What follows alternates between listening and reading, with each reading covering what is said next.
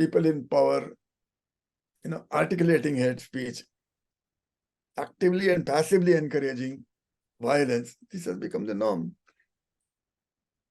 And sir, in the Sri Krishna Commission report, there is a line that I was reading. You spoke about the communalization of the police force and how the Right, police found right, it was right. absolutely fine. Now, the same thing is happening today. You see all the hate speech activists. There is a communal culture that is prevalent here. Has it always been a part, or do you think they feel emboldened more so even today? It has not been a part. If you remember, there was at least some good elements. Today, what has happened is, you are right. People who were the undercurrent of bad blood are encouraged, and they have become emboldened, saying nothing is going to happen to me because the Sarkar is behind me. That Right. kind of thing has been, that kind of situation has been generated. And it's most unfortunate.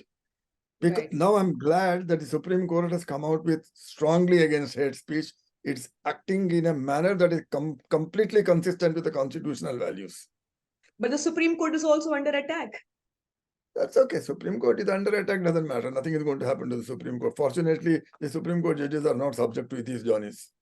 Absolutely. But sir, there was a time when the Supreme Court, whatever the Supreme Court said, was the last word. Now the Supreme Court makes observations, passes. Justice K.M. Joseph has said something about hate speech, very strong words. But you still see cops standing. I was doing this, I was covering these love jihad rallies. The most explicit terms were used for Muslims on the road in Nothing UP, in happens. Haryana. Right. Nothing happens. There are cops. So how relevant then is the Supreme Court order? See, a judge can only say what are the constitutional values, give an order, but ultimately the order is to be implemented by the executive. If the executive is complicit, judge sitting in Delhi or in Mumbai cannot do anything. So, but what is dharma, sir? What is Hindu dharma? What does Hindu dharma say about this? If you have read the 5th chapter of the Commission's report, I started by saying two things. One is Bhagavad Gita says, yo yo bhaktaha yam yam tanum shraddhayarjitum ichhati tasya tasya achalam shraddham tameva vidadhamyam. Bhagavan says, whatever form in which a devout person wants to worship his God, says, I am the one who gives him that very devotion. Right. Now, whether I am praying to the gods, that Hindu gods, or you are praying to Allah, or somebody is praying to Jesus, somebody is praying to the Jewish Godhead, the devotion of each one of them is driven by some divine force. That is exactly what Bhagavad Gita says. Right. One.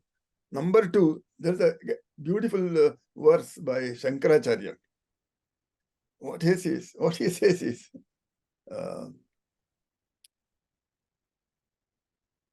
Tvayi mayi sarvatraiko Vishnuhu, Yartham kupyasi maya sahishnuhu. Sarvatra tvam pashyatmanam, sarvatrotsrija bhedajnanam. He says, Vishnu, you call it Vishnu in Hindu philosophy, so he has referred to as Vishnu. Vishnu is God. Right. Tvayi mayi sarvatraiko Vishnu. That Vishnu is there in you, in me, in everyone. He says, Vyartham kupyasi maya sahishnu. Then why are you being intolerant towards me? Why are you angry with me? See me, or see that Vishnu in everyone, everywhere, around you, and give up this concept of discrimination that you have. That Veda Jnana, you remove it. That is precisely what he said, and that is, we are the great Hindus, but we don't follow what the Hindu scripture has told us. The persons who swear by Hinduism, in my assessment, are people whose knowledge of Hinduism is less than zero. Right. And these are the people who claim to represent Hinduism in the present day. That is why I say it's meaningless. So then who represents the average Hindu, sir? What does the average Hindu feel when he See, sees the average Hindu is confused. Okay. The average Hindu has been taught good things in life. He is constantly bombarded with this kind of political philosophy that we have to make it Hindu Rashtra. We have to make sure that this is only for Hindus only, and everybody who is not a Hindu should be kicked out of the country. The narrative, political narrative is what? We were all Hindus at one time. It was the Hindu Rashtra. Then came the Portuguese. Then came the British. Then came the Muslims. All of them are people, bad people. They had to be thrown out. They have all been thrown out. Unfortunately, the Muslims have remained. We must throw them out. That seems to be the political narrative. Right. According to me, whatever. The point is, why do we गड़े मुद्दे उखाड़ना क्यों क्या जरूरत है? Right. अरे, what do you want to do today and tomorrow? You think about it. You remember there is one Aesop's fable where there is a wolf which is drinking water from a upstream, and there is a lamb which is drinking water downstream. Right. So first the wolf says, "You are making my water dirty by drinking it." So he says, "Sir, you are upstream and I am downstream. So there is no way the water that I drink will come to you." He says, No. You did not do it, but your grandfather had done it. Therefore, I am going to kill you. This is precisely what is happening.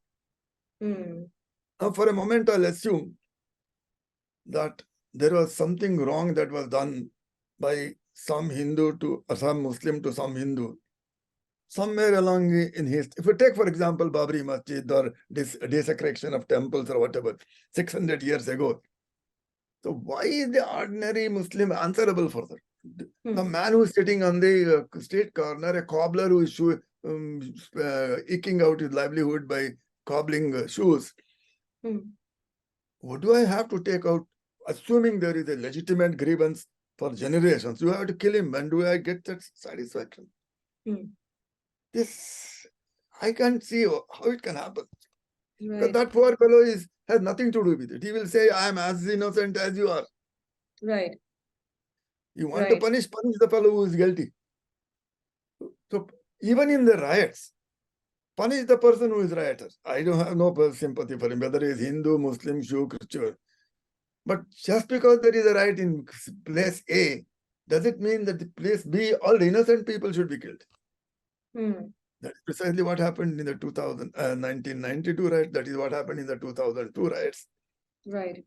And that is what is being seriously propagated and happening on the street. How does the average Hindu then, sir, reclaim his Hinduism from these people who are weaponizing Hindutva, not Hinduism, but Hindutva? How do you explain to the average Indian the difference between Hinduism and Hindutva?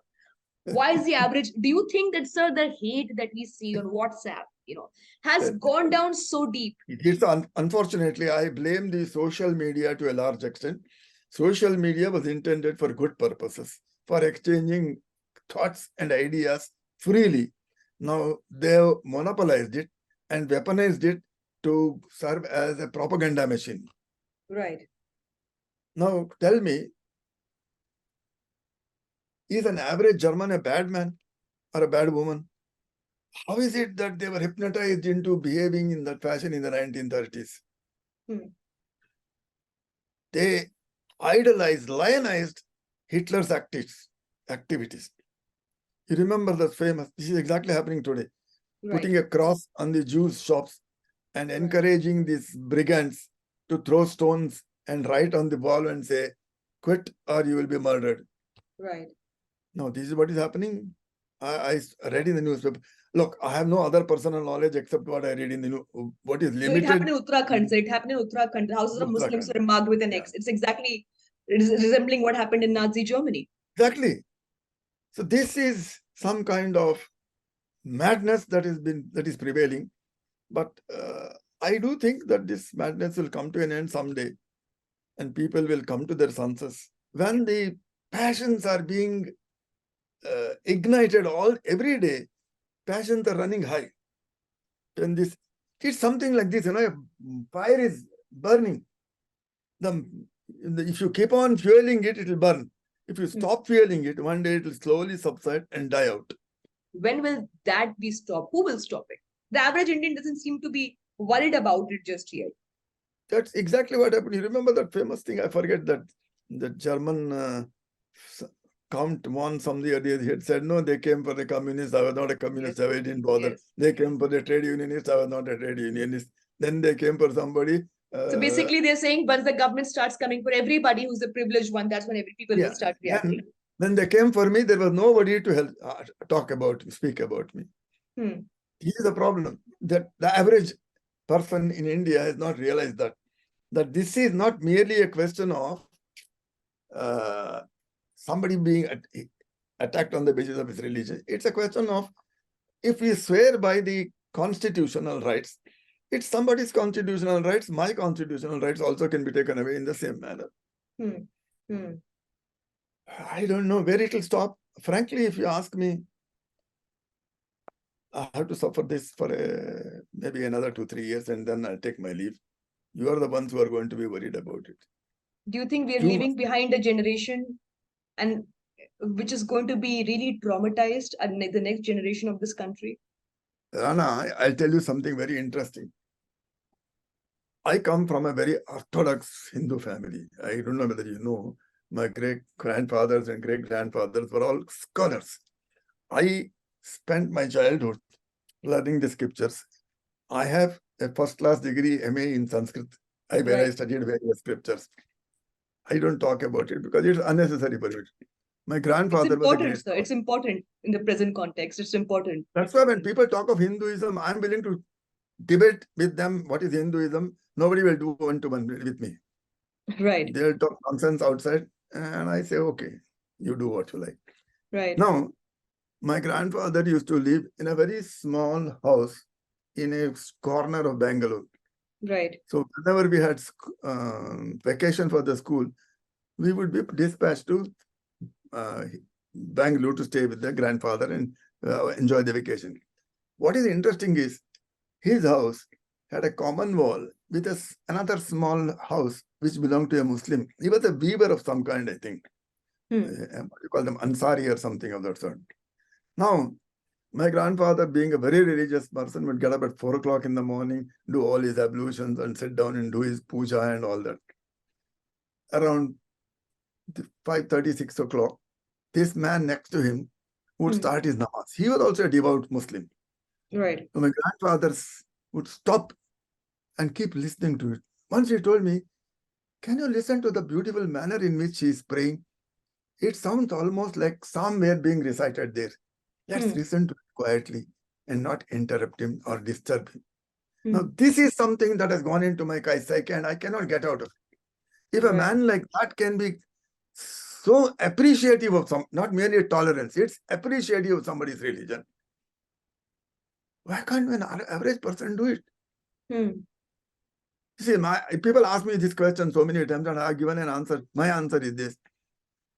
I love all religions because I love my religion. So I know how much I respect my religion, how much I am attached to my religion. So I can see how the other person must be equally attached. So I respect it. So why should there be a jagada? You carry on with your wife, the manner of your appeasement or prayer to the good Lord. I do it in my own fashion. I see no reason for dissension on that. See, all dissension can be on a debatable issue. Right. That is not a very big issue. Intellectual debates can happen without having to stab each other. But when stabbing each other happens, where there is no intellectual debate. India is a country where there have been, in fact, these Donnies don't know anything about it. You remember there is one book written by Amartya Sen called the Argumentative India. The Argumentative India. Argumentation was laid down right from the Upanishads. Every Upanishad is an argument between a teacher and a student. Intellectual debate. Right. Now, then there was intellectual debate between various philosophies. The Buddhists versus Hindus. And among the Hindus, the Shaivites versus Vaishnavites and the Shaktas and all that. Right. But ultimately, it didn't result in massacre of the person who didn't agree with you. And as Hinduism is one of the very Catholic one, Therefore, it said even an agnostic or even an atheist could be called a Hindu. I can't understand, why can't we adopt this? So when you were talking about your grandfather listening to your neighbor and his pray when he would pray, today you see Ram Navami processions when they go. Ram Navami processions, they carry swords. Exactly. And there was one principle that I was adopted, I remember as a child, even in Bangalore, that any time these processions went in front of a masjid, they would stop the band baja. Of course, in those days, we did not have so much of this disco dance, disco music being played on the 100 decibel loudspeakers. Right. Whatever little band baja was there, this was a convention. They would wait, stop it, cross the masjid, and again resume. Today, it's the other way around.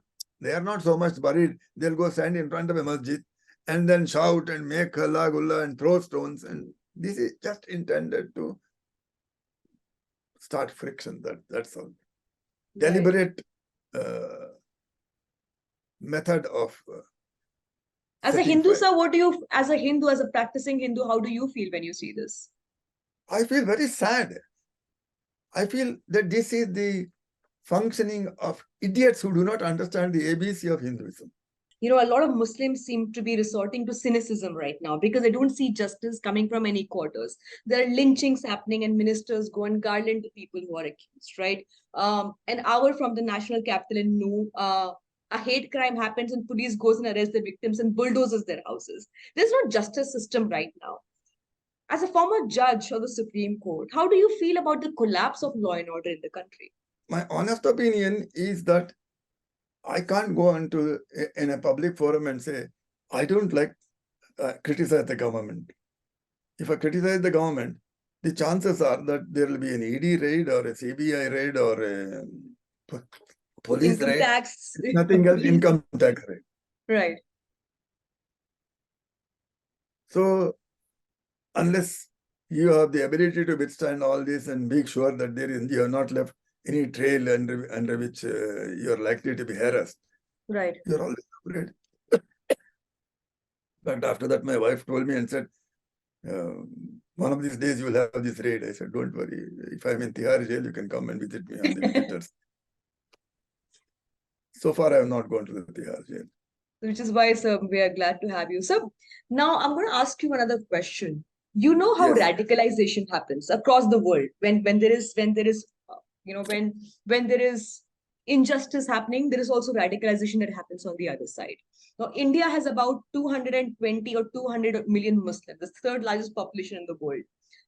How do you think the Muslim community has reacted to the everyday assault on them, whether it's lynching, whether it is Citizenship Act? Yes. One of the points of investigation given to me was the March 2003 bombings, during serial bombings in Bombay. Right. My answer was that an average citizen expects justice from the state and its apparatus. Right. When the state fails and he suspects or he is driven to believe that the state is complicit in injustice against him, what does he do? He looks outside the state. And that is how these people, when you are young and you have no other alternative, what do?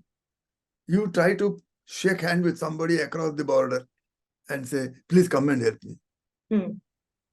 That is precisely what happened. That is precisely how Dawood Ibrahim took advantage of the situation and helped them with arms and ammunition and things like that. That is radicalization. But thankfully, that's not happening. So despite the situation being much worse right now, what do you think has been, do you think the Indian Muslim needs to be lauded? You're right. I agree with you. The situation which I saw in 2003 has not happened today. It means either that the Muslim community has become very tolerant or they have resigned themselves to the fate and say, God will take care of us. So that pessimism also bad. It's bad. That is bad. I agree with you. That is bad. Because what do you expect them to do? Without doing anything, there is some sort of suppression of voices, Hmm. sane voices, whether from this community or that community or generally across the board. There is also harassment at the end of the state. And an average person doesn't want to get involved in all that. If you were to give one advice to the present day government, what would that be? As an ex-jurist and as a practicing Hindu, what would the advice be? I would say read chapter 5 of the commission's report, which I written in 1993. Just follow it, that's all. The two things that I told you, the good Lord is there in you and me. Why should I have a fight with you at all? I'm a Hindu. You are a Hindu. No, you believe in that. It's not my word. I'm repeating the words of scripture which you must follow. Right. Absolutely.